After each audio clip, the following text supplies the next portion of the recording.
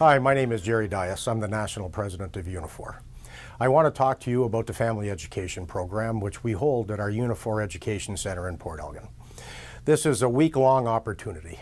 You'll meet together in an incredible environment, and you'll spend all kinds of quality time together as it relates to education, understanding more about the union, understanding so many of the issues that are important to working people today. You will, of course, spend some time in the classroom. There's going to be leisure time as well. There'll be opportunity to spend time on the beach, play beach volleyball. But the key thing is, it's an opportunity for us to really talk. It's an opportunity for us to really get to learn and understand each other. It really is about us talking as workers about issues that impact us every single day. I think you'll find as you go through this program, regardless of your workplace, regardless of the sector that you belong in, you're going to find that our issues are very, very similar. This is your education center. This is an opportunity for your vacation. It's a week with your family. You really should take advantage of it. So we look forward to seeing you in Port Elgin.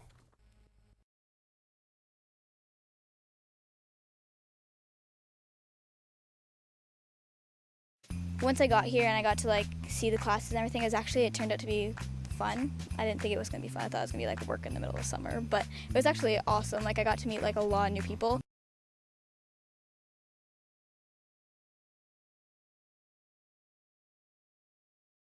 I now have the distinct privilege of introducing to you our first keynote speaker of the weekend, a champion of environmental and racial justice, which is a critical piece of the broader good jobs conversation. He quickly became the target of a political smear campaign led by Fox News, which can only be a good thing.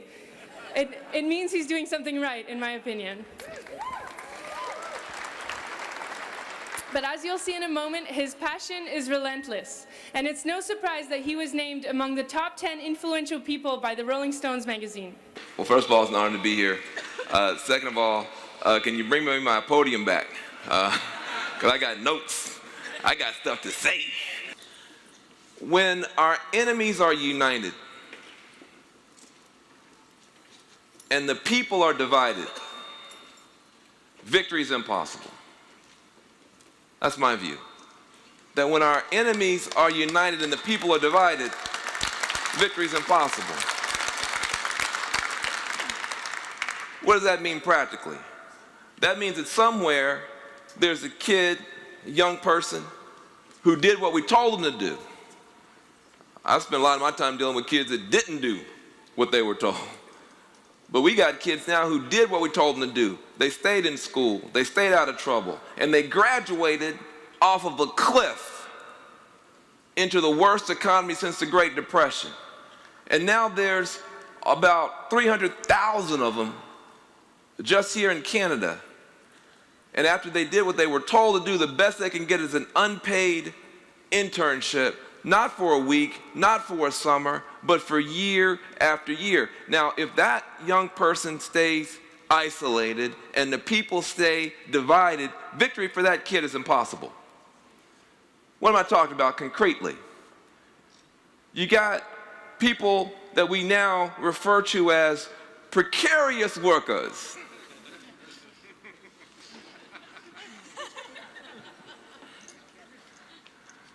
See, we try to be polite.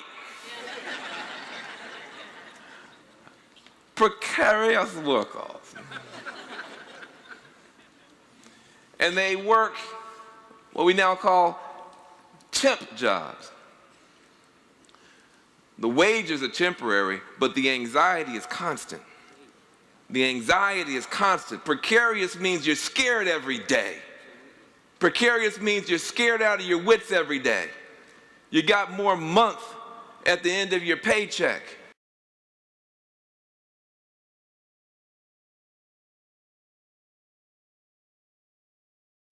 Friends, today we commemorate and celebrate the life of Taj Lohar-Walters. On Saturday, July 28th at 10 p.m., Taj was on his bike and rolled up to a cream-colored car in the parking lot of the Yorkwoods Plaza. He was shot multiple times and was taken to hospital. 2 weeks later, on August 13th, he died in hospital. He was only 15. Today is not only a day in which we celebrate Taj's life, With the inspiration, courage, and determination of Taj's mom, Simone, and dad, Jack, today is also a day in which we begin to collectively work to bring meaningful change to our community.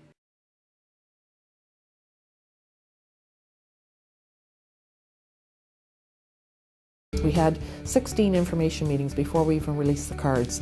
So just to tell workers, here's some things that we bargain in our other casinos. And that started the ball rolling. And then the first day we released cards, probably about a month after our first meetings, we had 250 people sign up that day alone. 3 of us were helping them sign cards and receiving the cards, and there were lineups actually.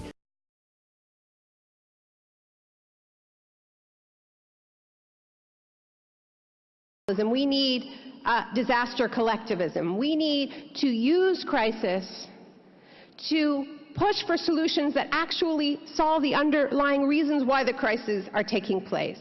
We need solutions that deepen democracy, not do away with it in times of crisis. And this is the kind of change that we need to talk about. The economic crisis that was set off in 2008 by the banks is being used systematically around the world to attack the people least responsible for that crisis. We see this with a mass slashing of salaries in Greece, where Avi and I were filming a few months ago, where the crisis is just being used to devastate the middle and working class. We see it happening right now in Detroit, where this cooked-up bankruptcy is being used to attack pensions. We see it here in Canada with the attacks on trade unions, blaming their own policy failures on you.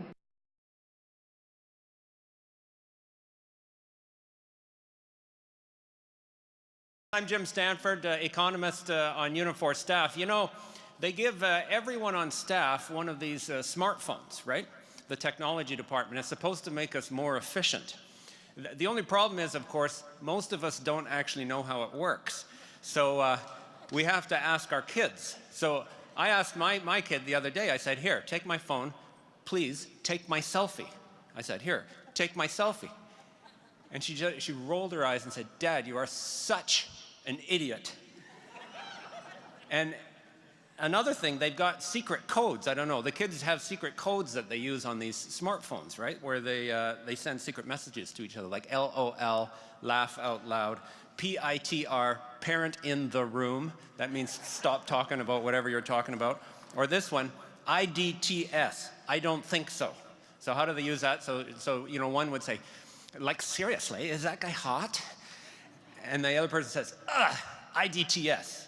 I don't think so. Okay, so that's how the code works. Because of course, Stephen Harper's big argument, his so-called trump card, is this claim that they are the best economic managers, that Canada is the best economy in the world, and we should just suck it up and vote for them. Well, we can use the secret code to defeat this argument. Is Canada's economy the best in the world? IDTS. Is Canada's labor market in great shape? IDTS. Is the Harper government the best economic manager? IDTS. There may be 500,000 more Canadians working today than there were in May 2011, but there are also 1.1 million more Canadians in the working age population than there were in May 2011. So compared to the number of people who can work and need to work, employment has clearly gone down under Harper, not up. If you measure the percentage of working age people who have a job, that's called the employment rate. When Harper was first elected in 2006, the employment rate was 62.4%. When he got his majority, it had already fallen to 61.9%. And then last month, after the private sector shed 115,000 jobs, as Ron just mentioned, the employment rate fell to 61.3%. There has been no improvement now in the employment rate from June 2009, the worst point of the recession, until today. Business has recovered, profits are at near record highs, and the Toronto Stock Exchange keeps setting record after record. But the labor market, get this, by that measure, the labor market is as weak today as in the worst moments of the last recession.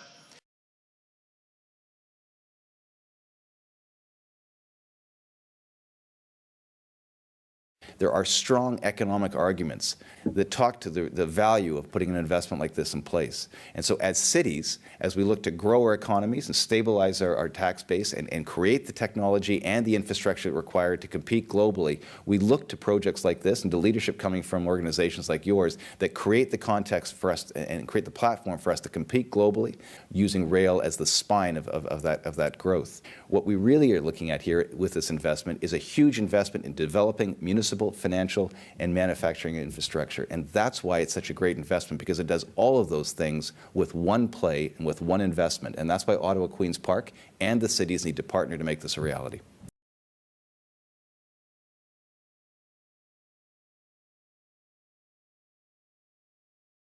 Every single person in this country is entitled to high-quality medical care, and it doesn't matter what your income is. Medicare, as we know it, is seriously, seriously under threat. Unifor could play an incredibly important role in organizing around the issue.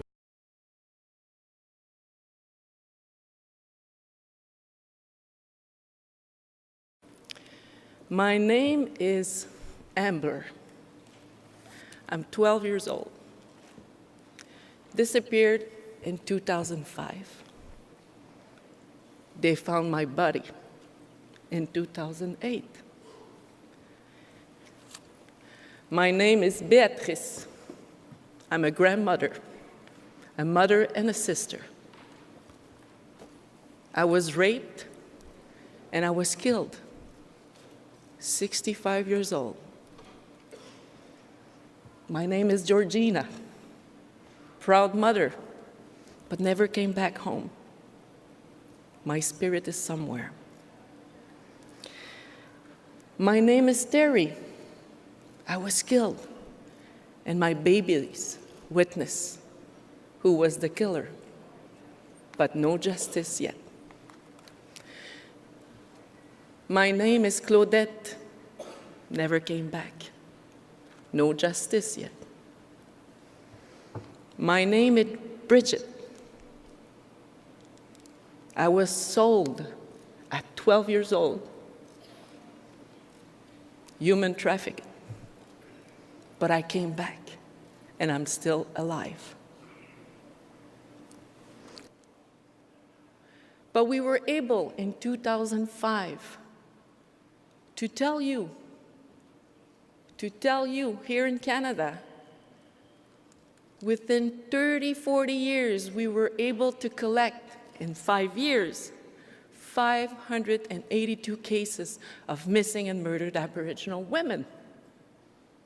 But yet, it wasn't enough for Canada, or I would say like you, Monsieur le Président, Harper government. It wasn't enough. That he had to call the RCMP, I'm pretty sure, and tell the RCMP, challenge Michel Audette, challenge NWAC's number. They call us. They said, maybe you're right, Michel.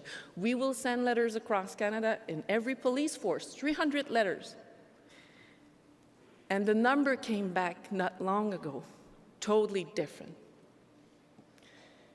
Last spring, RCMP says, without saying sorry, but that's life, there's no more 300-something missing or murdered here in Canada. We have close to 1,200 women for the past 20 years, only 20 years. Can you imagine? That same day, live on CBC, who they call NWAC, and thank God they call us. But that same day, my phone was ringing nonstop. And I gave it to my mom, who was there with me. And she came back pale. She says, our niece was kidnapped yesterday. So we said to the RCMP and Canadian people, it's happening to us. Not only to my neighbor or my friend, but to us. 36 hours of stress, of panicking, and feeling alone. And who's going to help you And guess who helped us? The family members across Canada. They saw that post on Facebook and said, don't give up. And the police mobilized themselves, I guess, and she was found, 12 years old, kidnapped by 2 non-native people. That we can have a say with the chief of police here in Canada. You must have saw their position on the inquiry. It will slow down their work if they support an inquiry. I don't think so. Funny, yesterday I got a call from the assistant of the new president for the Canadian Association Chief of Police. They want to meet with us. We'll be there. And we will talk and listen and share and hope that we will work together.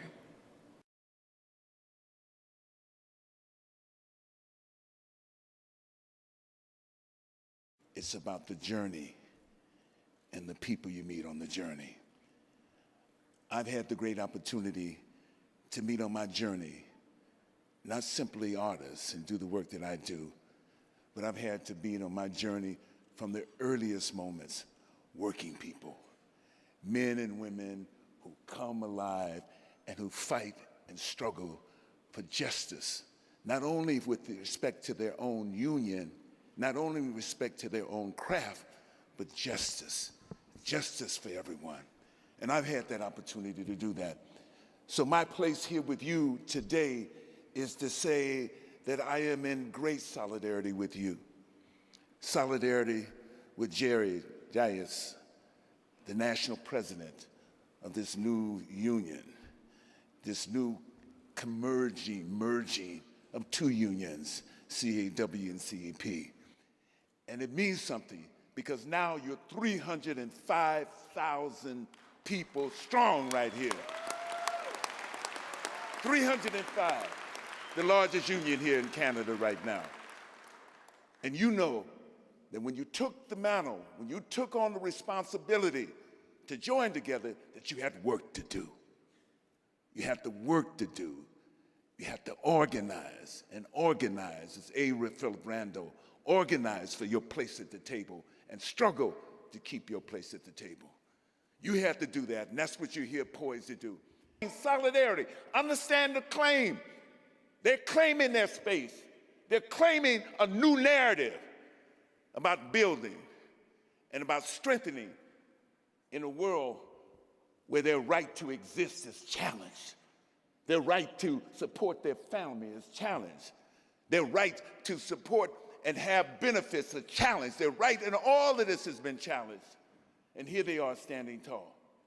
And that means that they believe in what you're doing right here at Uniform. They believe in what you're doing and know that what you do makes their position even stronger in the world. And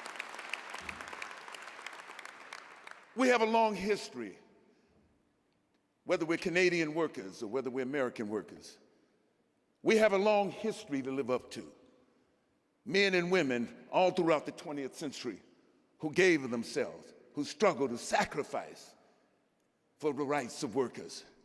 We can do no less than stand up and stand tall on their behalf, because we walk in their shadows. We stand on their shoulders. So when we recalculate and begin to build our narrative, begin to talk about the justice that we talk about, it has to first start with workers, Workers United, workers who are taking their moment and reinventing and reimagining the relationship that we have with each other. Normal working people, ask them what it's like and the journey. And they know that the journey has not ended with their victory. The world does not stand still.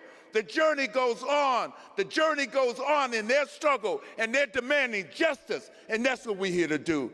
Thank you, brothers and sisters. Thank you so much.